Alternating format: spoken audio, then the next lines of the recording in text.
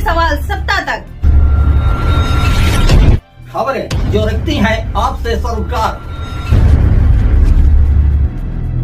खबरें जो दिखाती हैं समाज को आईना,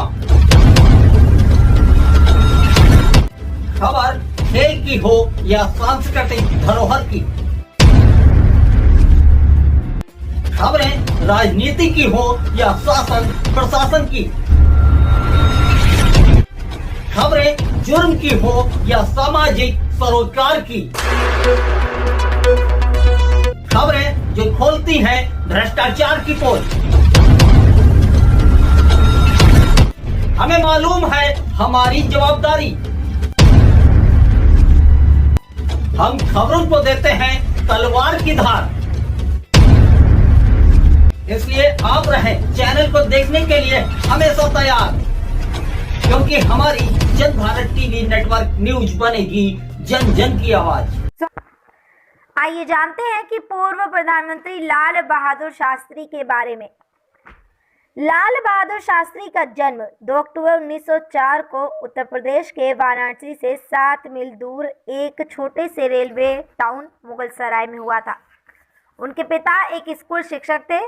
जब लाल बहादुर शास्त्री केवल 1.5 वर्ष के थे तभी उनके पिता का देहांत हो गया था और उनकी मां अपने तीनों बच्चों के साथ अपने पिता के घर जाकर बस गई।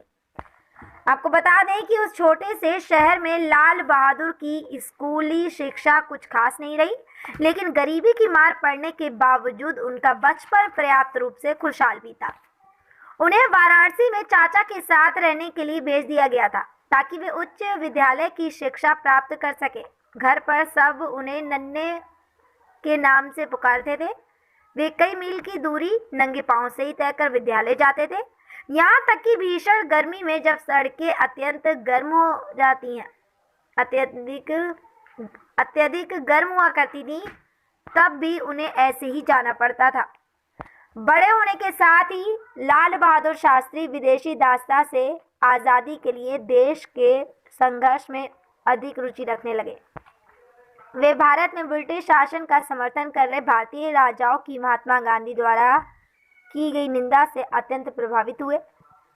लाल बहादुर शास्त्री जब केवल 11 वर्ष के थे तब से उन्होंने राष्ट्रीय स्तर पर कुछ करने का मन बना लिया था। आपको बता दें कि गांधी जी ने असहयोग आंदोलन में शामिल होने के लिए अपने देशवासियों से आह्वान किया था।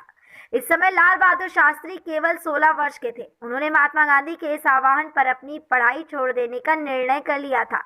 उनके इस निर्णय ने उनकी मां की उम्मीदें तोड़ दी। उनके परिवार ने उनके इस निर्णय को गलत बताते हुए उन्हें रोकने की बहुत कोशिश की, लेकिन वे इसमें असफल रहे।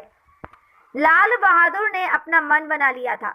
उनके सभी करीबी लोगों को ये पता था कि एक बार मन बना लेने के बाद वे अपना निर्णय कभी नहीं बदलेंगे, क्योंकि बाहर से विनम्र दिखने वाले लाल बहादुर अंदर से चट्टान की तरह दृढ़ हैं। आपको बता दें कि लाल बहादुर शास्त्री ब्रिटिश शासन की अवज्ञा में स्थापित किए गए कई राष्ट्रीय संस्थानों में से एक वाराणसी के काशी विद्यापीठ में शामिल हुए। यहाँ वे महान विद्वानों और देश के राष्ट्रवादियों के प्रभाव में आए। विद्यापीठ द्वारा उन्हें प्रदत्त स्नातक की डिग्री का नाम शास्त्री था, लेकिन लोगों के दिमाग में ये उनके नाम के एक भाग के रूप में बस गया। तब में उनकी शादी हुई। उनकी पत्नी ललिता देवी मिर्जापुर से थी, जो उनके अपने शहर के पास ही था। उनकी शादी सभी तरह से पारंपरिक थी। दहेज के नाम पर एक चरखा और हाथ से बुने हुए कुछ मीटर कपड़े थे। वे दहेज के रूप में इससे ज़्यादा कुछ और नहीं चाहते थे। 1930 में महात्मा गांधी ने नमक कानून को तोड़ते हुए दांडी यात्रा की।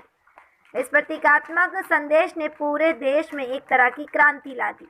लाल बहादुर शास्त्री विहल ऊर्जा के साथ स्वतंत्रता के संघर्ष में शामिल हो गए। उन्होंने कई विद्रोही अभियानों का नेतृत्व किया और कुल 7 वर्षों तक ब्रिटिश जेलों में रहे। आज़ादी के इस संघर्ष ने उन्हें पूर्णतः परिपक्व बना दिया। हम आपको यहाँ ये भी बता दें कि आज़ादी के बाद जब कांग्रेस सत्ता में आई, उससे पहले ही राष्ट्रीय संग्राम के नेता विनीत और नर्म लाल बहादुर शास्त्री के महत्व को समझ चुके थे। 1946 में जब कांग्रेस सरकार का गठन हुआ इस छोटे से डायनामो को देश के शासन में रचनात्मक भूमिका निभाने के लिए कहा गया। उन्हें अपने गृह राज्य उत्तर प्रदेश का संसदीय सचिव नियुक्त किया गया और जल्द ही वे गृह मंत्री के पद पर भी आसीन हुए। कड़ी मेहनत करने की उनकी क्षमता और उनकी दक्षता उत्तर प्रदेश में एक लोक शक्ति बन गई।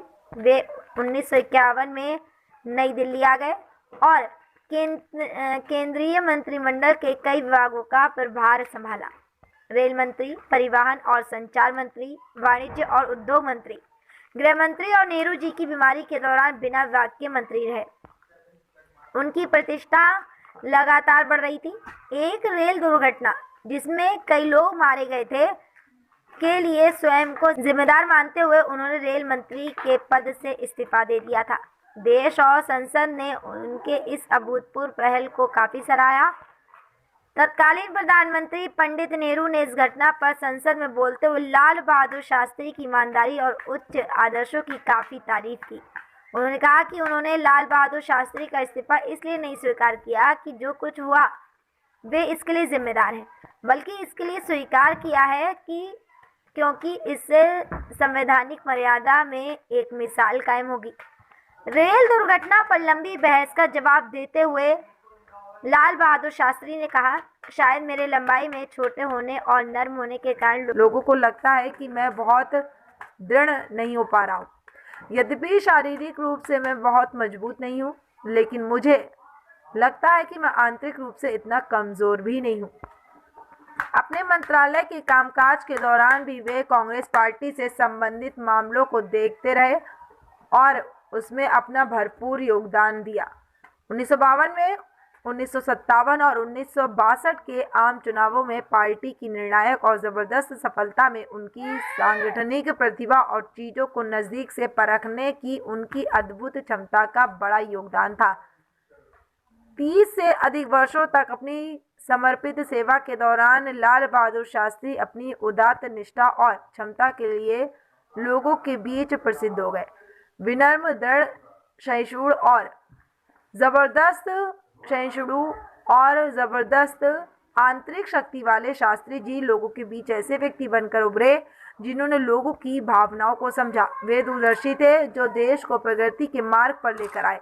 लाल बहादुर शास्त्री महात्मा गांधी के राजनीतिक शिक्षाओं से अत्यंत प्रभावित थे। अपने गुरु महात्मा गांधी के ही लहजे में एक बार उन्होंने कहा था कि मेहनत प्रार्थना करने के समान है। महात्मा गांधी के समान विचार रखने वाले लाल बहादुर शास्त्री भारतीय संस्कृति की श्रेष्ठ पहचान है।